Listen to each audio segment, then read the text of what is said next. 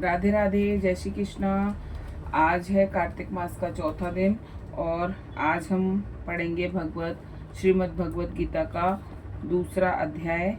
कल हमने दूसरे अध्याय का महात्म्य पढ़ा था, तो दूसरा अध्याय शुरू करते हैं भगवान नारायण का नाम लेकर। ओम नमो भगवते वासुदेवाय नमः। ओम नमो भगवते वासुदेवाय नमः। संजय बोले कि पूर्वोक्त प्रकार से करुणा कर के व्याप्त और आंसुओं से पूर्ण तथा व्याकुल नेत्रों वाले शोक युक्त उस अर्जुन के प्रति भगवान मधुसूदन ने यह वचन कहा, हे अर्जुन, तुमको इस विषम स्थल में यह अज्ञान किस हेतु से प्राप्त हुआ है? क्योंकि यह ना तो श्रेष्ठ पुरुषों से आचरण किया गया है, ना स्वर्ग को देने वाला है, ना कीर्ति को करने वाला है। इसलिए हे अर्जुन, नपुंसकता को मत प्राप्त हो, यह तेरे योग्य नहीं है। हे परंतप, तुच्छ हृदय की दुर्बलता को त्याग कर युद्ध के लिए खड़ा हो।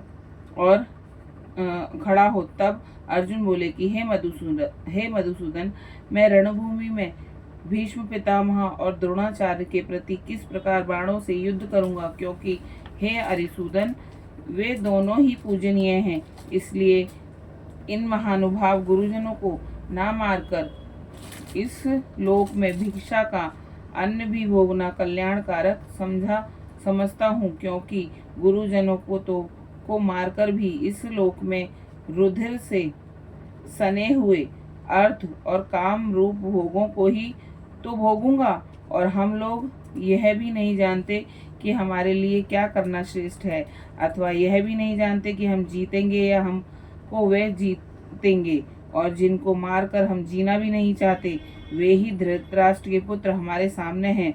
इसलिए कायरता रूप दोष करके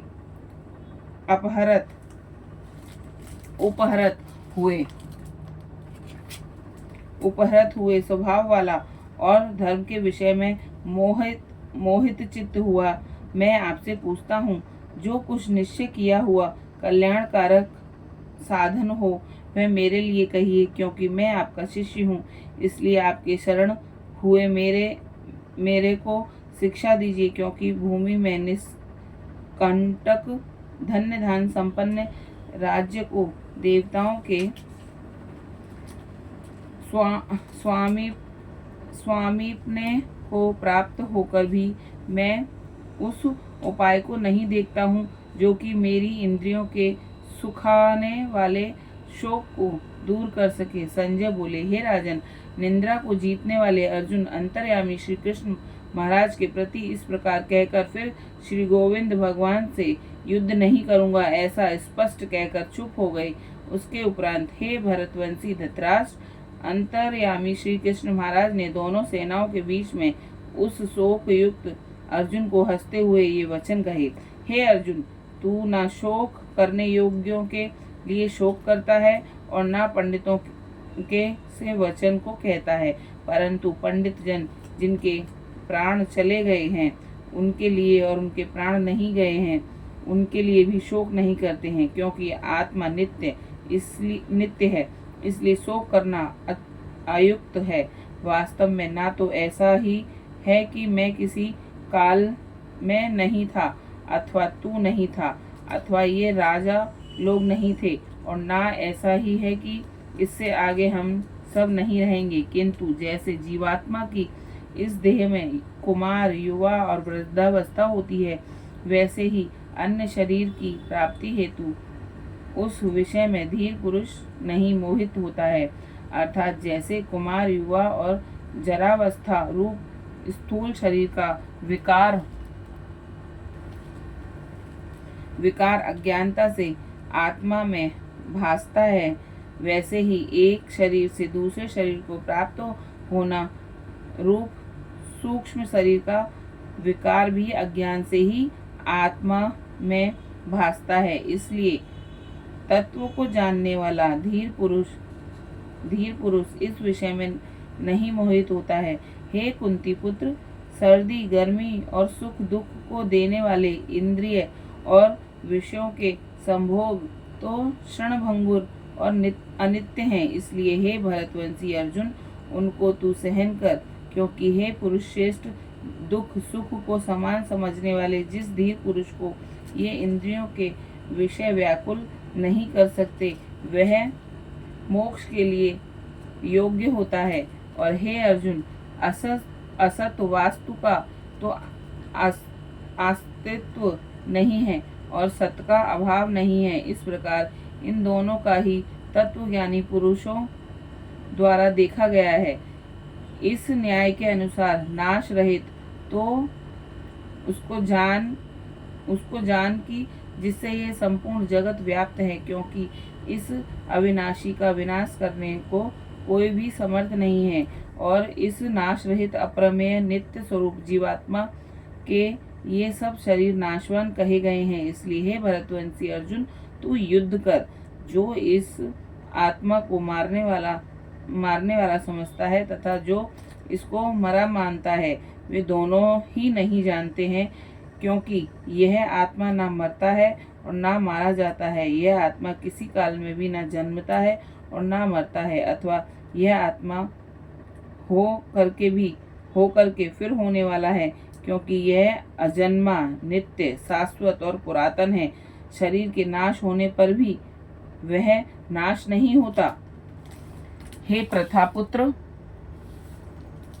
प्रथापुत्र अर्जुन, जो पुरुष इस आत्मा को नाश रहित, नित्य, अजन्मा और अव्यय जानता है, वह पुरुष कैसे किसको मरवाता है और कैसे किसको मारता है।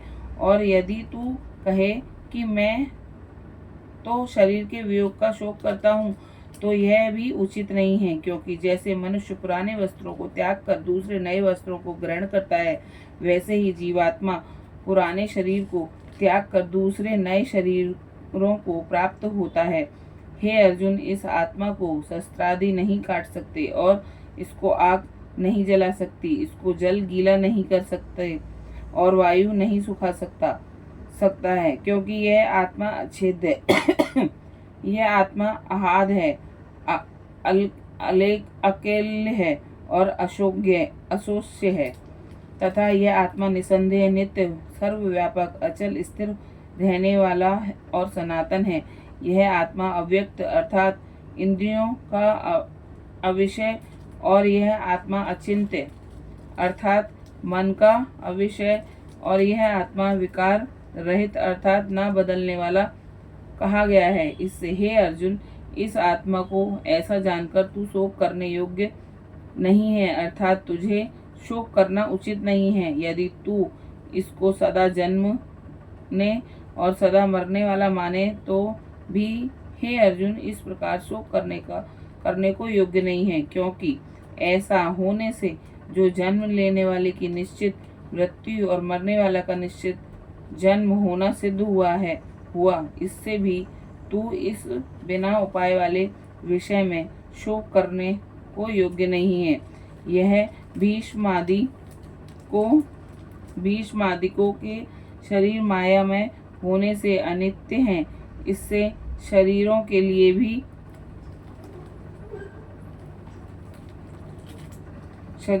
लिए भी शोक करना उचित नहीं, क्योंकि हे अर्जुन, संपूर्ण प्राणी जन्म से पहले बिना शरीर वाले और मरने के बाद भी बिना शरीर वाले ही हैं। केवल बीच में ही शरीर वाले प्रतीत होते हैं। फिर उस विषय में क्या चिंता है? हे अर्जुन, यह आत्म तत्व बड़ा गहन है, इसलिए कोई महापुरुष ही इस आत्मा को आश्चर्य की ज्यों देखता है, और वैसे ही दूसरा कोई महापुरुष ही आश्चर्य की ज्यों इसके तत्वों को कहता है, और दूसरा कोई ही इस आत्मा को आश्चर्य की ज्यों सुनता है, और कोई सुनकर भी इस आत्मा को नहीं जानता। हे अर्जुन, यह आत्मा सबके शरीर में सदा ही अवध्य है, इसलिए संपूर्ण भूत प्राणियों के लिए तू शोक करने को योग्य नहीं है, और अपने धर्म को देखकर भी तू भय करने को योग्य नहीं है, क्योंकि धर्मयुक्त युद्ध से बढ़कर दूसरा कोई कल्याणकारक कर्तव्य क्षत्रिय के लिए नहीं है। हे पार्थ, अपने आप प्राप्त हुए और खुले हुए स्वर्ग के द्वार रूप इस प्रकार के युद्ध को भाग्यवान क्षत्रिय लोग ही पाते हैं। और यदि तू इस धर्म युक्त संग्राम को नहीं करेगा तो स्वधर्म को और कीर्ति को खोकर पाप को प्राप्त होगा, और सब लोग तेरी बहुत काल तक रहने वाली अपकीर्ति को भी कथन करेंगे, और वह अपकीर्ति माननीय पुरुष के लिए मरण से भी अधिक बुरी होती है, और जिनके तू बहुत माननीय होकर भी अब तुच्छता को प्राप्त होगा, वे महारथी लोग तुझे भय के कारण युद्ध से उपराम हुए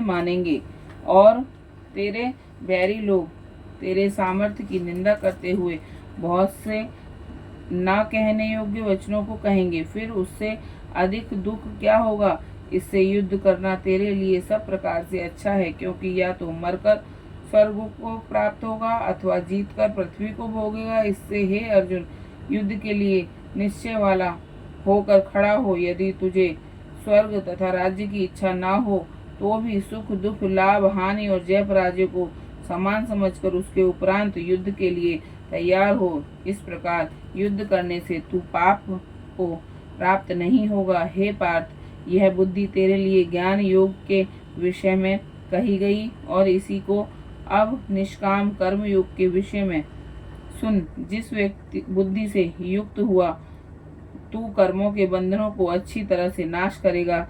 इस निष्काम कर्म योग में आरंभ का अर्थात बीज का नाश नहीं है, और उल्टा फलस्वरूप दोष भी नहीं होता है। इसलिए इस निष्काम कर्म योग रूप धर्म का थोड़ा भी साधन जन्म मृत्यु रूप महान भय से उद्धार कर देता है। हे अर्जुन, इस कल्याण मार्ग में निश्चयात्मक बुद्धि एक ही है, और अज्ञानी सकामी पुरुषों की बुद्धियां बहुत भेदों वाली अनंत होती हैं। हे अर्जुन, जो सकामी पुरुष केवल फल श्रुति में प्रीति रखने वाले, स्वर्ग को ही परम श्रेष्ठ मानने वाले, इससे बढ़कर और कुछ नहीं है, ऐसे कहने वाले हैं। वे अविवेकी जन्म रूप कर्म फल को देने वाली और भोग तथा ऐश्वर्य की प्राप्ति के लिए बहुत सी क्रियाओं के विस्तार वाली इस प्रकार की जिस दिखाऊ शोभा युक्त वाणी को कहते हैं, उस वाणी द्वारा हरे हुए चित्त वाले तथा भोग और ऐश्वर्य में आसक्ति वाले उन पुरुषों के अंतकरण में निश्चयात्मक बुद्धि नहीं होती है। हे अर्जुन, सब वेद तीनों गुणों के कार्य रूप संसार को विषय करने वाले अर्थात प्रकाश करने वाले, इसलिए तू असंसारी अर्थात निष्काम और सुख दुखादि द्वंद्वों से रहित नित्य वस्तु में स्थित तथा योग श्रेम को न चाहने वाला और आत्मपरायण हो, क्योंकि मनुष्य का सब ओर से परिपूर्ण जलाशय के प्राप्त होने पर छोटे जलाशय में जितना प्रयोजन रहता है, अच्छी प्रकार ब्रह्म को जानने वाले ब्राह्मण का भी सब वेदों में उतना ही प्रयोजन रहता है। अर्थात जैसे बड़े जलाशय के प्राप्त हो जाने पर जल के लिए छोटे जलाशयों की आवश्यकता नहीं रहती, वैसे ही ब्रह्मानंद की प्राप्ति होने पर आनंद के लिए वेदों की आवश्यकता नहीं रहती। इससे तेरा कर्म करने मात्र से ही अधिकार होवे, फल में कभी नहीं, और तू कर्मों के फल की वासना वाला भी मत हो तथा तेरी कर्म न करने में भी प्रीति न होवे। हे धनंजय, आसक्ति को त्याग कर तथा सिद्धि और असिद्धि में समान बुद्धि वाला होकर योग में स्थित हुआ कर्मों को कर। यह समत्व भाव ही योग नाम से कहा जाता है।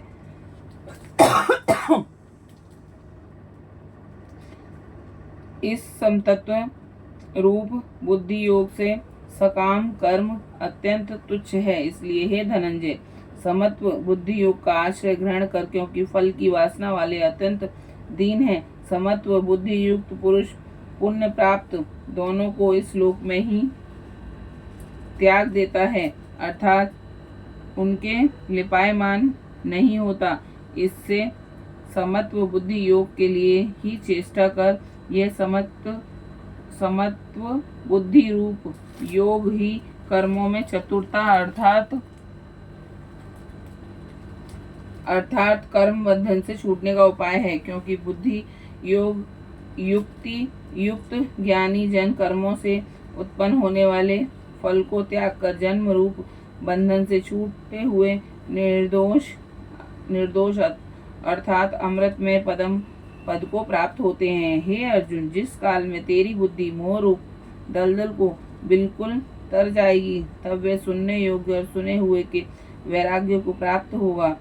जब तेरी अनेक प्रकार के सिद्धांतों को सुनने से विचलित हुई बुद्धि परमात्मा के स्वरूप में अचल और स्थिर ठहर जाएगी, तब तू समत्व रूप योग को प्राप्त होगा।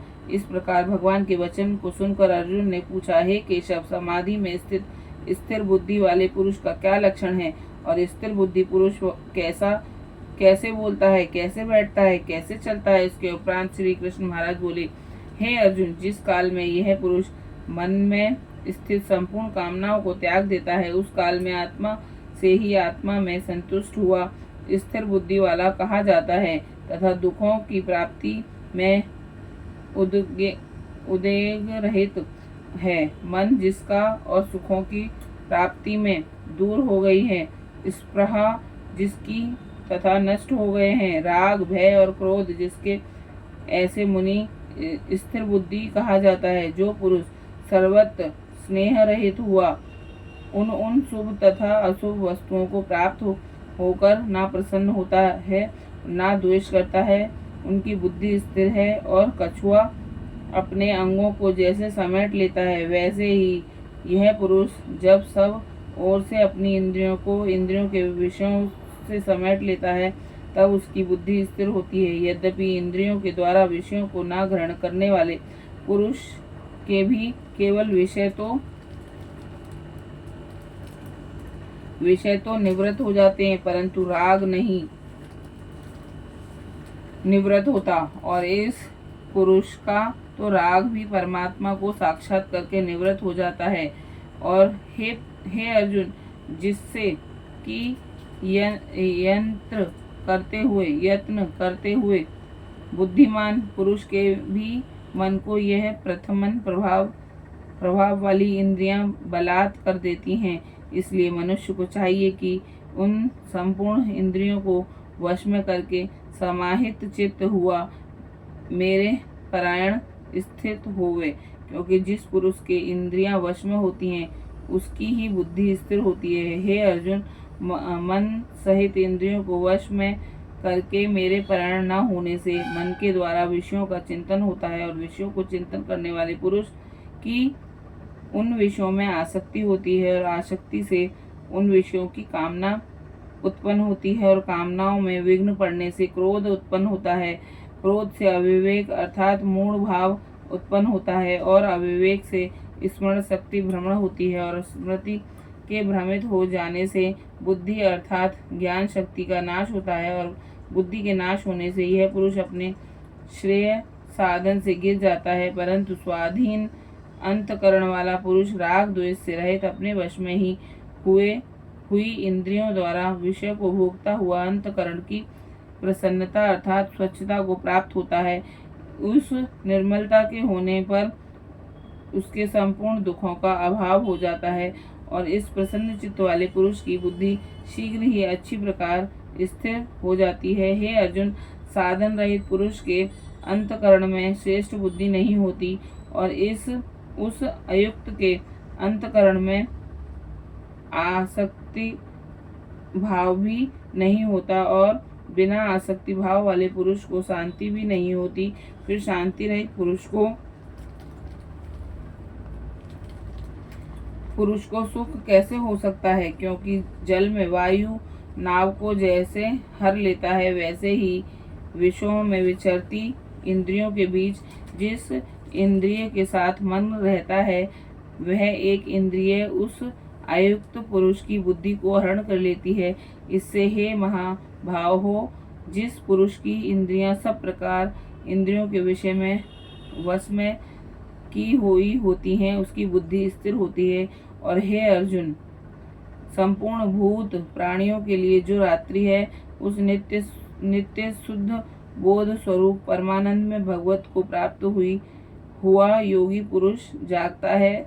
और जिस नाशवान क्षणभंगुर सांसारिक सुख में सब भूत प्राणी जागते हैं, तत्व को जानने वाले मुनि के लिए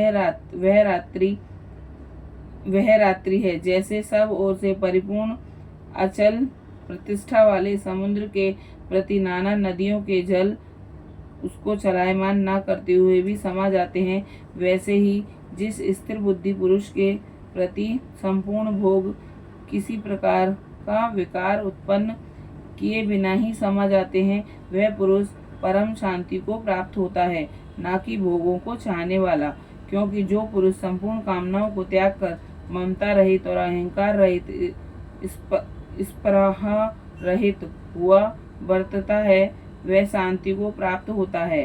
हे अर्जुन, यह ब्रह्म को प्राप्त हुई पुरुष की स्थिति है। इसको प्राप्त होकर योगी कभी मोहित नहीं होता है और अंत काल में भी इस निष्ठा में स्थित होकर ब्रह्मानंद को प्राप्त हो जाता है।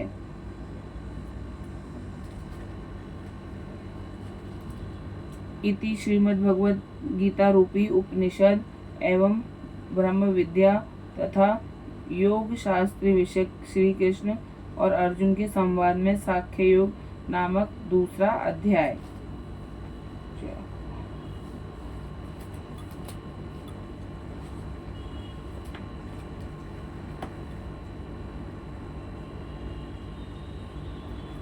यह हमारा भगवद गीता का दूसरा अध्याय भी संपूर्ण हुआ।